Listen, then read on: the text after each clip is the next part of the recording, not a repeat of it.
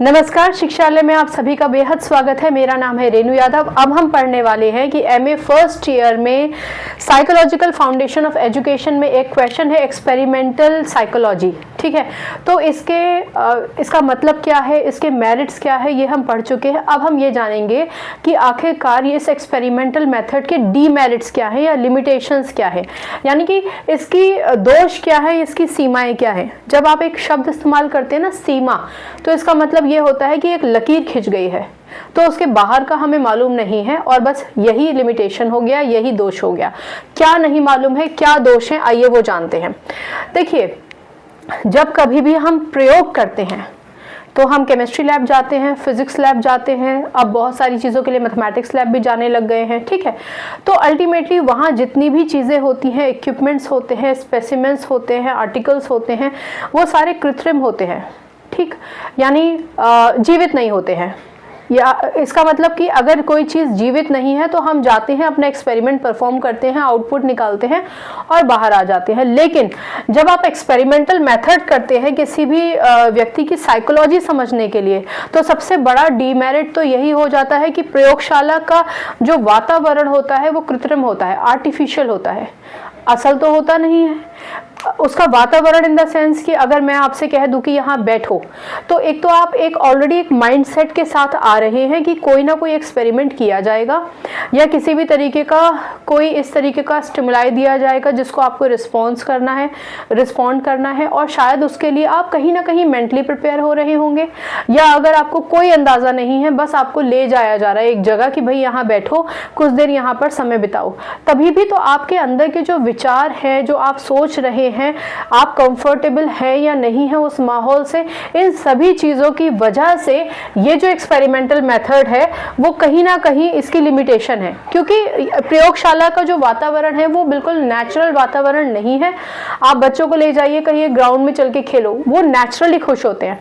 आप बच्चों को कहिए कि चलो ग्राउंड में चल के बैठना है, तो आप देखिए उनका व्यवहार कितना बदल जाता है, जबकि वो खुले में बैठे हैं। लेकिन अगर आप एक प्रयोगशाला के कहकर उनको खुले में भी बिठाएंगे, तब उनका जो बिहेवियर है वो अलग हो सकता है। तो वातावरण एक कृत्रिम वातावरण रखता है प्रयोगशाला में, एक आर्टिफिशियल वातावरण होता है। दूसरा, पात्र की रुचि। पात्र यानी कि अगर मैं बैठी हूँ और उस ग्रुप में हूँ जिन पर रिसर्च की जा रही है, एक्सपेरिमेंट किया जा रहा है, तो वो पात्र है। तो पात्र की रुचियों का नियंत्रण करना कठिन है। वही है कि मेरा अंदर से जो मेरी रुचि है, मेरे इंटरेस्ट हैं, वो कुछ और है। तो आप मुझे एक जगह बिठाकर मेरी उन रुचियों को कंट्रोल नहीं कर सकते हैं। मान के चलिए कि एक बिल्कुल डिम कमरा है, अंधेरा है कमरा, और उस अंधेरे कमरे में एकदम से लाइट जलाई जाए, तो हो सकता है कि मेरा बिहेवियर उस लाइट को देखकर अलग हो सकता है कि मैं उसे देखकर कोई कविता लिखने लग जाऊं, कोई गाना गाने लग जाऊं, या मेरी रुचि हो कि चलो इस रूम का ये जो दृश्य अभी मैंने देखा उसको पेंट कर लें। तो अल्टीमेटली वही है कि हर एक व्यक्ति की जो रुचि होती है वो अलग होती है। तो उस ग्रुप में जो बच्चे बैठे होंगे, जो ग्रुप बैठा होगा, उन सब लोगों की रुचियां अलग होंगी। तो वो पात्र की रुचि को आप नियंत्रित नहीं कर सकते हैं। ये नहीं कह सकते आपकी नहीं, कुछ सोचो मत, कुछ करो मत, ऐसे ही बिहेव करो, वैसे बिहेव मत करो।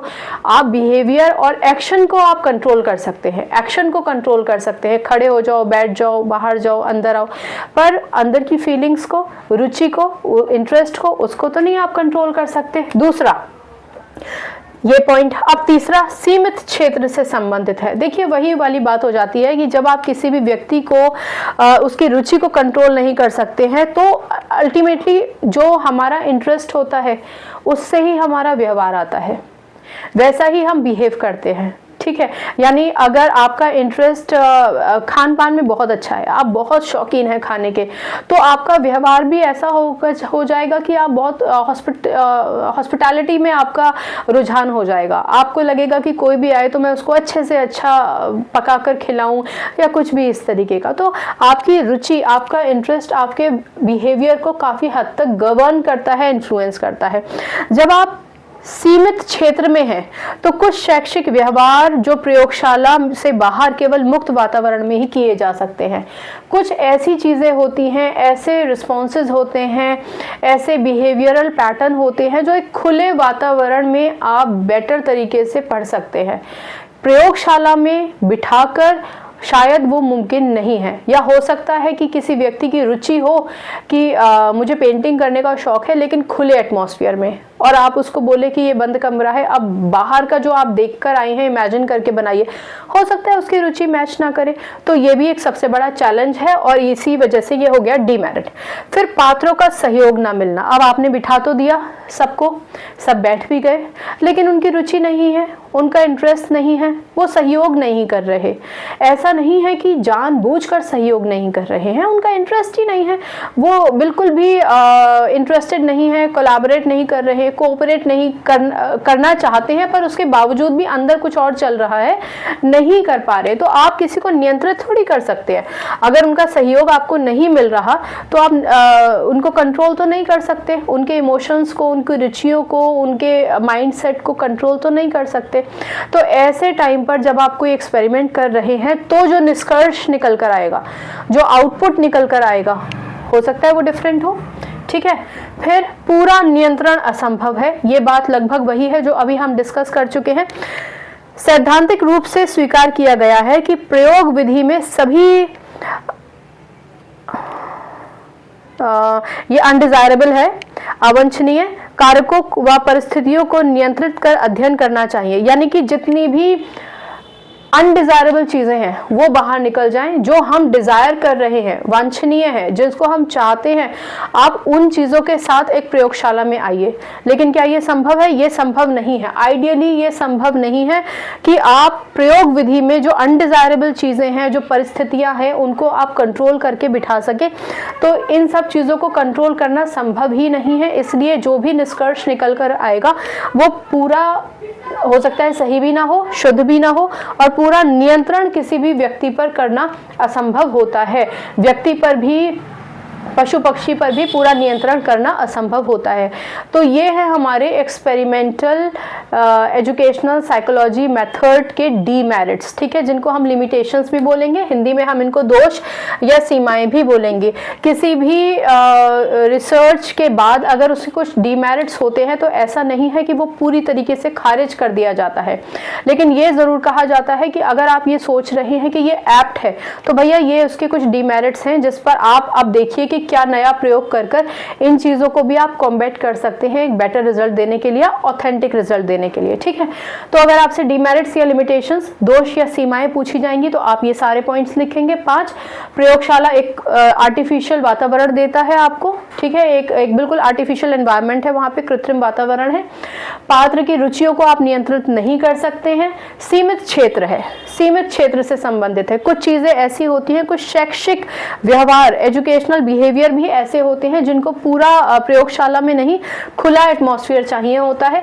फिर पात्रों का सहयोग नहीं मिल पाता है तो ऑफ कोर्स निष्कर्ष मुश्किल से निकल पाता है, और पूरा नियंत्रण असंभव है। आप किसी को पूरी तरीके से नियंत्रित नहीं कर सकते हैं, जबकि आइडियली ये माना गया है कि अगर आप किसी को भी एक्सपेरिमेंटल मेथड में लेकर जा रहे हैं, प्रयोगशाला में लेकर जा रहे हैं, तो जितनी भी अनडिजायरेबल कारक, जैसे हमने पढ़ा था ना कि बहुत सारे कारक होते हैं, बिहेवियरल पैटर्न्स होते हैं, कल्चरल पैटर्न्स होते हैं, सामाजिक सोशल बिहेवियर होते हैं, उन सब चीज़ों को या किसी भी व्यक्ति की परिस्थिति को नियंत्रित आप कर नहीं सकते।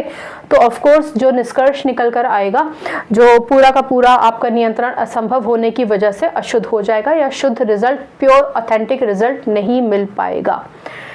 अब इन 3 लेक्चर्स के बाद आपका एक क्वेश्चन खत्म हो गया है। ठीक है, आपसे एक्सपेरिमेंटल एजुकेशनल साइकोलॉजी के बारे में पूछा जाएगा या एक्सपेरिमेंटल मेथड पूछा जाएगा साइकोलॉजी का, तो आपको उसका इंट्रो, फिर उसके मेरिट्स, कैसे हमने उसको किया, फिर उसके मेरिट्स और उसके डीमेरिट्स, इन तीनों को सम अप करके लिखना है।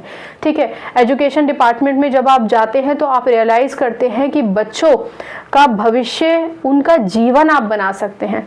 तो वो बनाने के हिसाब से अगर आप पढ़ाई कर रहे हैं, एमएड हो, बीएड हो, एमए एजुकेशन हो, तो सच में बहुत शिद्दत से पढ़िए और आप देखिए कि किसी का जीवन बनाने में कितना संतोष मिलता है, कितनी खुशी मिलती है। बाकी शिक्षा, एजुकेशन सब्जेक्ट से अपनी केमिस्ट्री अच्छी बनाइए, शिक्षा ले आइए। अपना ख्याल रखिए, खुश रहिए और आपकी जय हो, ऐसा काम ज़रूर कीजिए। नमस्कार।